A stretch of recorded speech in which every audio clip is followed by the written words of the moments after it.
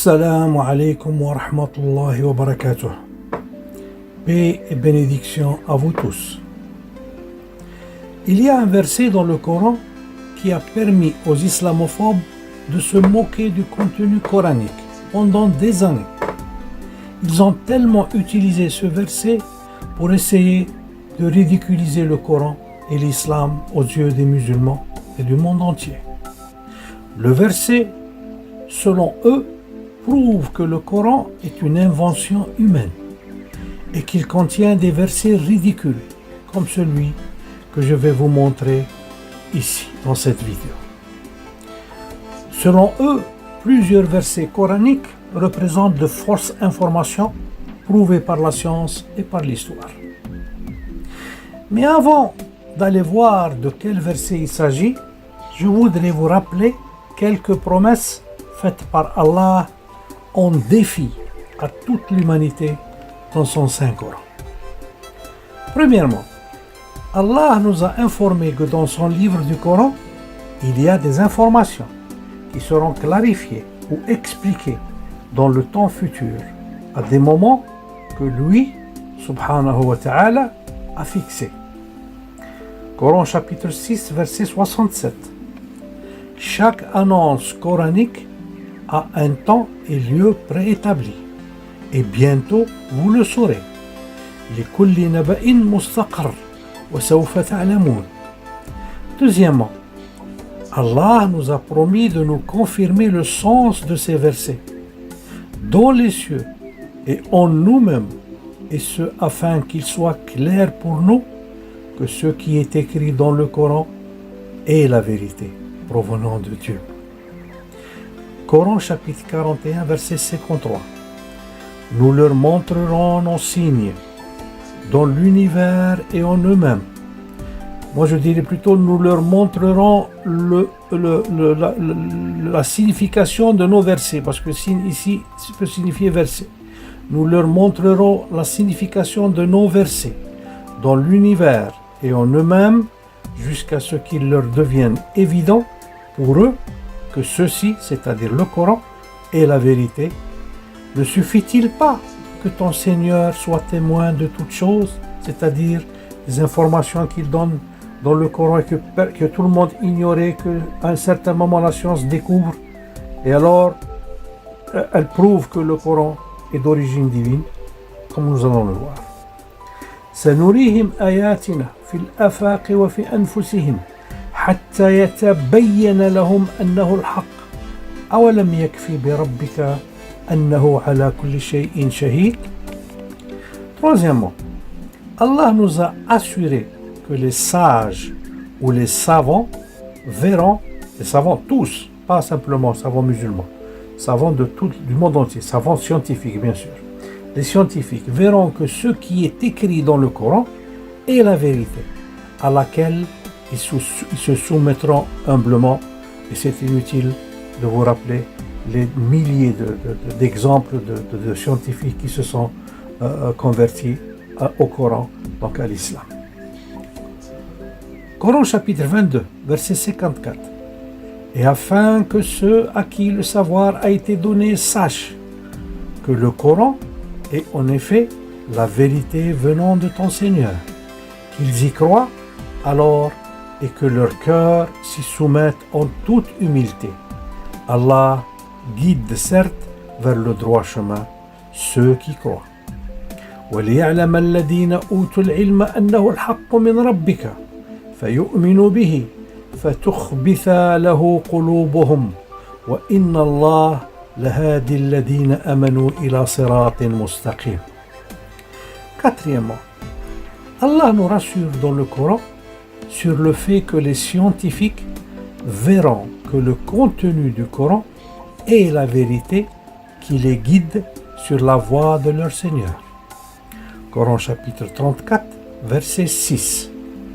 Et ceux à qui le savoir a été donné voient que ce qu'on t'a fait descendre de la part de ton Seigneur, ô Mohammed, est la vérité qui guide au chemin du Tout-Puissant, du digne de louange. ويرى الذين أوتوا العلم الذي أنزل إليك من ربك هو الحق ويهدي إلى صراط العزيز الحميد. Comme vous pouvez le voir, Allah nous a informés de l'avenir et a défié les non-croyants en nous assurant que tout dans son livre est une vérité qui nous démontrera progressivement à l'avenir, depuis la révélation du Coran bien sûr, en nous montrant dans les cieux et en nous-mêmes les preuves que ce qu'il est dit dans les versets du Coran est la vérité qui conduira à la soumission à lui et à son livre, ceux qui sont dotés d'intellect sain et pleins de connaissances. Allons-y maintenant voir ce qu'est ce verset et préparez-vous à assister à un énorme scoop aujourd'hui, Inch'Allah. Le verset en question se trouve dans Surat Tariq, au chapitre 86, au verset 7, que je vais vous donner dans son contexte, accompagné des deux versets qui le précèdent, afin que vous puissiez comprendre de quoi il s'agit. Coran chapitre 86, versets de 5 à 7. Que l'homme considère donc de quoi il a été créé. Il a été créé d'une giclée de liquide, sortie d'entre les lombes et les côtes. Que l'homme considère donc de quoi il a été créé. Il a été créé d'une giclée de liquide, sortie d'entre les lombes et les côtes. فلينظر الإنسان مما خلق من ماء دافق يخرج من بين الصلب والترائب. Le liquide séminal de l'homme était donné être selon tous, comme se formant dans l'appareil de reproduction masculin et stocké dans les testicules. Personne d'autre que le Coran, dans l'histoire de l'humanité, n'a dit ou exprimé une possibilité de la production du liquide séminal en question à partir des os. Ce n'est que récemment, et voici le scoop en question. Et pour être plus précis, depuis 2011, que sont sortis les résultats d'une recherche qui a révolutionné les connaissances séculaires sur le fluide reproducteur de l'homme, que personne ne pouvait imaginer provenir des os, du squelette. Cette découverte devrait faire taire à jamais ceux que jusqu'à présent avaient des doutes sur l'origine divine du Coran. Selon le Coran, l'homme a été créé à partir du liquide éjaculé qui sort entre les vertèbres lombaires et les côtes. Il sort alors des os de l'homme. En fait, le Coran parle de solb, qui signifie solide ou dur, et qui désigne les os inférieurs qui sont les vertèbres lombaires, sur lesquelles repose la partie supérieure du corps, et aussi des tara'ib, qui sont les côtes. Les os conditionnent la fertilité masculine. L'association étrange a émergé de nombreuses études menées par Gerald Karsenty ou Gerald Karsanti, chef du département de génétique et de développement du Columbia University Medical Center, et publié dans la revue scientifique Cell. Une question qui a été confirmée dans l'étude menée sur des souris par l'équipe de l'Université de Columbia. Les chercheurs ont découvert que la clé est une hormone appelée ostéocalcine, qui est produite par les ostéoblastes, les cellules responsables de la formation osseuse. Dans les expériences menées, il a été constaté que chez les mâles, dont le squelette ne sécrète pas d'ostéocalcine, le taux de reproduction était plus faible. Des expériences ultérieures ont montré que l'ostéocalcine augmente la production de testostérone, une hormone qui contrôle à la fois le désir sexuel et la fertilité chez les hommes. Les os sécrètent de l'ostéocalcine qui à son tour augmente la testostérone car dans les cellules testiculaires se trouvent des récepteurs de l'ostéocalcine qui stimulent la synthèse de la testostérone. Ces derniers ont un rôle primordial dans la spermatogenèse et dans la maturation des spermatozoïdes. En conclusion, sans l'hormone d'ostéocalcine, pas de testostérone et donc pas de spermatozoïdes. En Allemagne, des chercheurs expérimentent déjà la production de spermatozoïdes à partir de l'hormone en question qui est produite à partir des os. L'obtention de sperme à partir des os, selon de nouvelles recherches allemandes, cela pourrait être un moyen de résoudre certains problèmes d'infertilité masculine. Mais l'hypothèse reste à vérifier et il faudra encore compter entre 3 et 5 ans d'expérimentation. Nous avons donc la certitude que l'hormone de la fertilité est produite dans les os du squelette masculin et sans laquelle il n'y a pas de reproduction humaine. Ceci nous a été dit il y a plus de 14 siècles dans le Coran. Coran chapitre 86, versets de 5 à 7. Que l'homme considère donc de quoi il a été créé. Il a été créé d'une giclée de liquide, sortie d'entre les lombes et les côtes. فلينظر الإنسان مما خلق من ماء دافق يخرج من بين الصلب والترائب.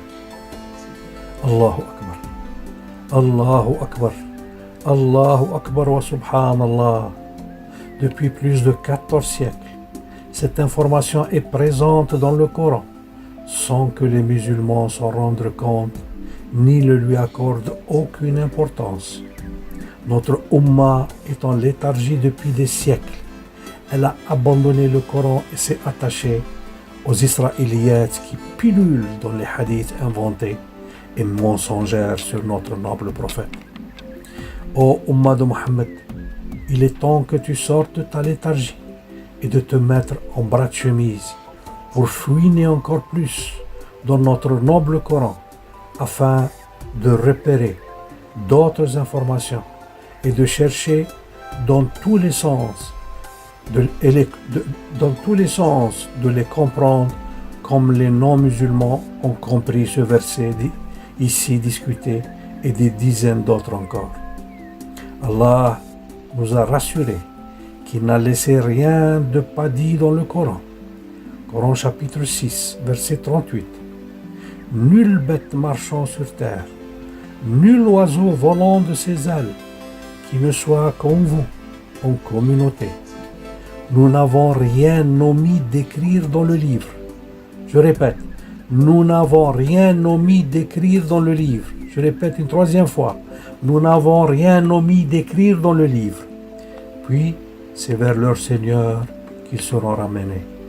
وَمَا مِن دَبَّةٍ فِي الْأَرْضِ وَلَا طَائِرٍ يَطِيرُ بِجَنَاحَيْهِ إِلَّا أُمَمٌ أَمْثَالُكُمْ ما فرطنا في الكتاب من شيء ما فرطنا في الكتاب من شيء ما فرطنا في الكتاب من شيء ثم إلى ربهم يحشرون. Au lieu de continuer à construire des mosquées avec des milliards et en plusieurs exemplaires dans nos villes et nos villages, et pour des peuples qui vivent encore dans le confort du Moyen Âge, il faut dépenser cet argent dans la recherche scientifique. Il faut permettre à nos cadres de rester dans leur pays au lieu d'aller enrichir la recherche scientifique des autres nations. Oh, combien de jeunes lumières d'origine arabe se trouvent dans les grands laboratoires de recherche de ce monde à faire bénéficier les autres nations de leurs travaux qui sont au top des recherches scientifiques de notre époque.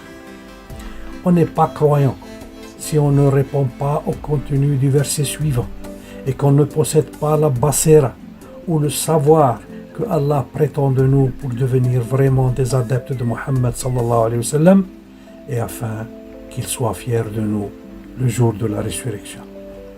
Coran chapitre 12, verset 108. Dis, ô Muhammad, voici ma voix, j'appelle les gens à la religion d'Allah, moi et ceux qui me suivent. nous basons sur des preuves évidentes. Nous basons sur des preuves évidentes. Nous basons sur des preuves évidentes. Gloire à Allah. Et je ne suis point du nombre des associateurs. قل هذه سبيلي أدعو إلى الله على بصيرة أدعو إلى الله على بصيرة أدعو إلى الله على بصيرة أنا ومن اتبعني وسبحان الله وما أنا من المشركين. Oui mon frère, oui ma sœur, il faut que nous possédions des preuves évidentes que le Coran est la vérité provenant de notre Seigneur et être certain ainsi que notre shahada d'il n'y a de Dieu autre que Allah soit confirmé pour nous et pour ceux qui nous entendent le dire. Autrement dit, si nous ne possédons pas la basira que Allah nous a offert gratis et son know-how dans son Saint-Coran, notre shahada est non seulement fausse, mais représente un faux témoignage. Car celui qui ne peut pas prouver ce qu'il témoigne commet un faux témoignage, que soit Allah, soit les lois humaines condamnent sévèrement. Chers frères et chères sœurs, afin qu'on sorte du tunnel sombre dans lequel nos ancêtres nous ont mis, il nous faut un retour en force vers la parole d'Allah et commencer à faire un grand nettoyage dans nos traditions et dans notre histoire pleine de mensonges et pleine de fausses interprétations du Coran, et ce, pour que l'on devienne de vrais croyants et être le miroir du verset suivant qui met les croyants au plus haut gradin des classements des nations et que malheureusement nous n'avons pas encore atteint à cause de notre éloignement du Coran. Coran chapitre 3, verset 139. Ne vous laissez pas humilier et ne vous rattristez pas alors que vous êtes les supérieurs. Alors que vous êtes les supérieurs à une condition, si vous êtes de vrais croyants. ولا تهنوا ولا تحزنوا وأنتم الأعلون وأنتم الأعلون وأنتم الأعلون إن كنتم مؤمنين. Être de vrais musulmans demande l'usage des trois instruments de la connaissance, qui sont, comme nous dit Allah, l'ouïe, la vue et l'intellect. Coran chapitre 16, verset 78. Et Allah vous a fait sortir des ventres de vos mères, dénués de tout savoir, et vous a donné l'ouïe, les yeux et les intellects, afin que vous soyez reconnaissants. والله أخرجكم من بطون أمهاتكم لا تعلمون شيئا وجعل لكم السمع والأبصار والأفئدة لعلكم تشكرون. Et à la fin, je dis à ceux qui se sont soumis aux mensonges de certains de nos ancêtres, qui ont fait du tafsir du Coran de grandes légendes, comme celle du nasikh et du mansoukh, l'abrogeant et l'abrogé, ou comme celle du sirat comme étant un pont sur l'enfer. À ceux-là, et Dieu sait ô combien ils sont nombreux dans notre communauté, je les mets en garde et les invite à se soumettre finalement à leur intellect et à la raison pour sortir du tunnel sombre dans lequel ils se trouvent aujourd'hui et pour éviter d'être accusés le jour de la résurrection d'avoir laissé dans l'abandon ce noble et miraculeux Coran. Coran chapitre 25, versets de 25 à 30. Et le jour où le ciel sera fondu par les nuages et qu'on fera descendre des anges, ce jour-là, la vraie royauté appartient au tout miséricordieux. Et ce sera un jour difficile aux infidèles. Le jour où l'injuste se mordra les deux mains et dira « Hélas pour moi, si seulement j'avais suivi chemin avec le messager. Malheur à moi, hélas si seulement je n'avais pas pris un tel pour ami. Il m'a en effet égaré loin du rappel, c'est-à-dire le Coran, après qu'il me soit parvenu. Et le diable déserte l'homme après l'avoir tenté. Et le messager dira, Seigneur, mon peuple a vraiment délaissé ce Coran dans l'abandon. ويوم تشقق السماء بالغمام ونزل الملائكة تنزيلا الملك يومئذ الحق للرحمن وكان يوما على الكافرين عسيرا ويوم يعض الظالم على يديه يقول يا ليتني اتخذت مع الرسول سبيلا يا ويلتى ليتني لم اتخذ فلانا خليلا لقد أضلني عن الذكر بعد إذ جاءني وكان الشيطان للإنسان خذولا وقال الرسول يا ربي إن قومي اتخذوا هذا القرآن مهجورا وآخر دعوانا أن الحمد لله رب العالمين والسلام عليكم ورحمة الله وبركاته. Salut et bénédictions à vous tous.